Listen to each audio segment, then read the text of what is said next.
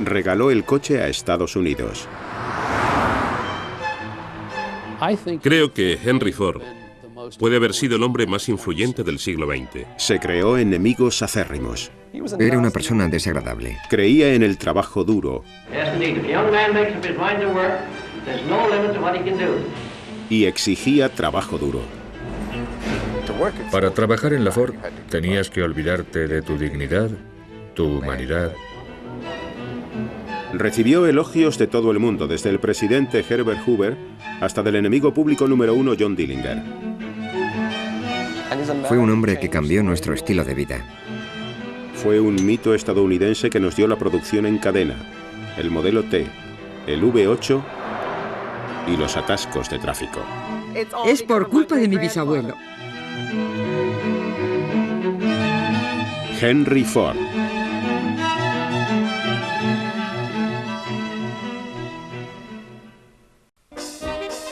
En aquella época, los trabajadores que fabricaban coches en mesas de trabajo fijas eran capaces de producir 25 modelos T al día. Pero 25 no eran suficientes, así que Henry Ford y sus ingenieros idearon un método revolucionario: la cadena de montaje móvil.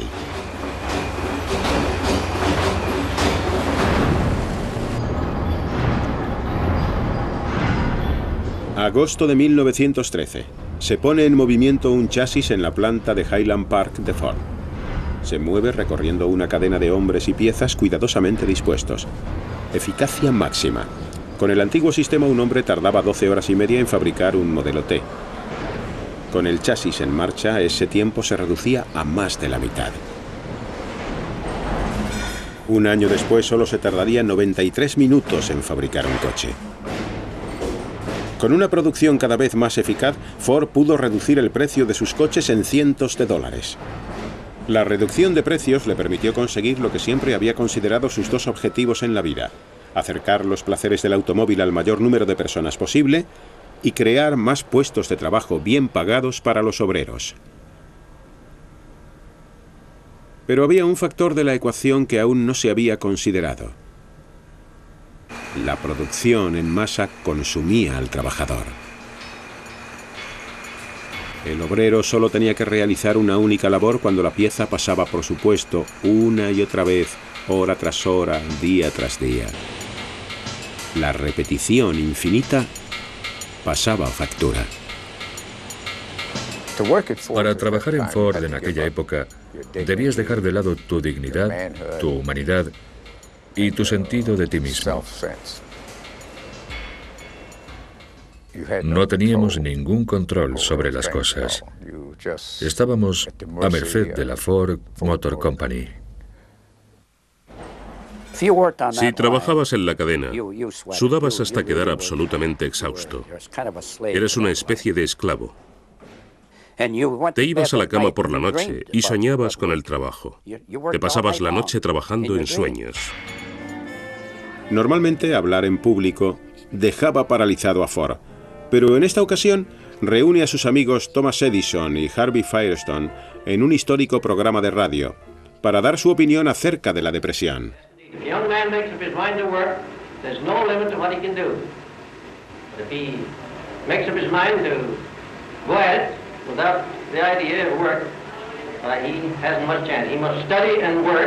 And he must go back in any art as far as he can, just dig up the very beginning. And he must, the more he goes back, the further he will be able to see ahead.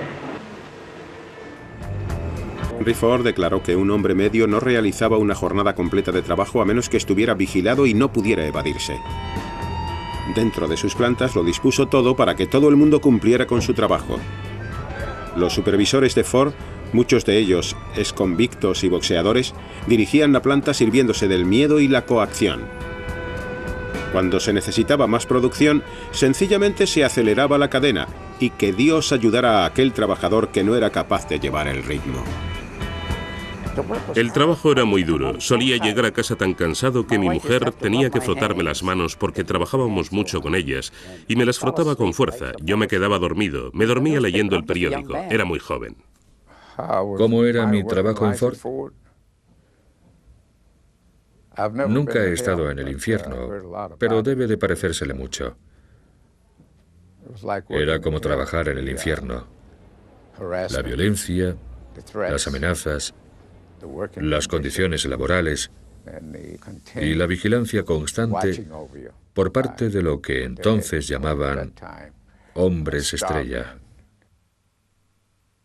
Era como el gran hermano, siempre observándote. Henry Ford estaba detrás de todo. En los años 30 encubría lo que estaba haciendo a través del llamado Departamento de Servicio, tras el que también se escondían los matones contratados por Ford para atemorizar a los trabajadores. Pero sin duda eso era lo que quería Henry Ford. Se había hecho mayor, sus arterias se habían entorpecido y con ello su espíritu. Era un hombre muy distinto al idealista que puso la empresa en marcha. Ford y sus trabajadores habían recorrido un largo... Los organizadores sindicales liderados por Walter Reuther y Richard Frankenstein recibieron un permiso para entregar panfletos en Ford. Lo hicieron desde el paso elevado que llevaba a la planta, pero tuvieron que enfrentarse a los miembros del Departamento de Servicio de Ford.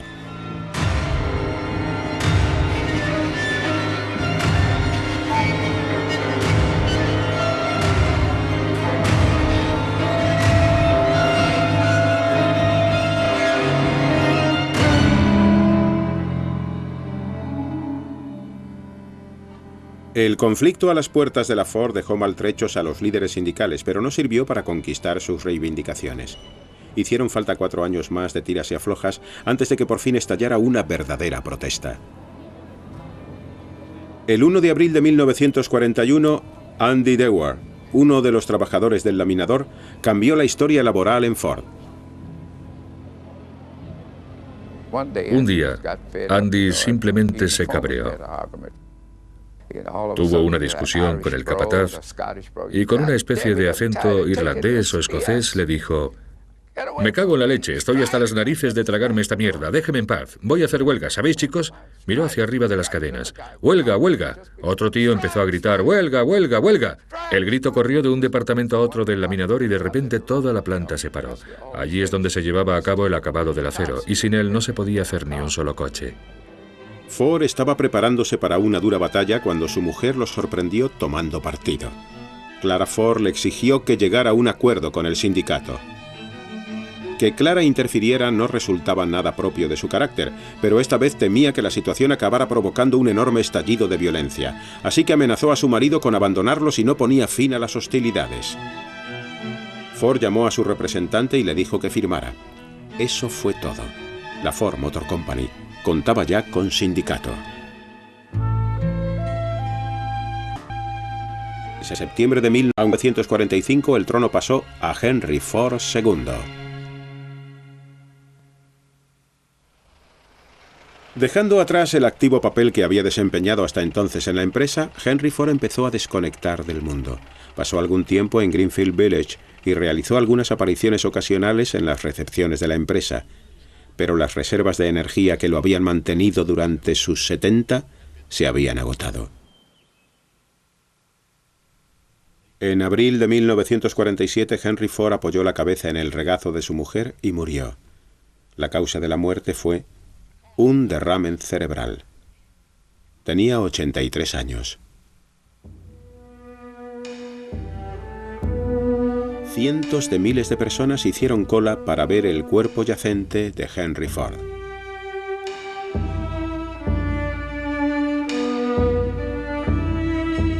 Algunas fábricas cerraron, otras guardaron minutos de silencio. En total se calcula que cerca de 7 millones de trabajadores demostraron sus respetos al hombre que había cambiado irrevocablemente sus vidas.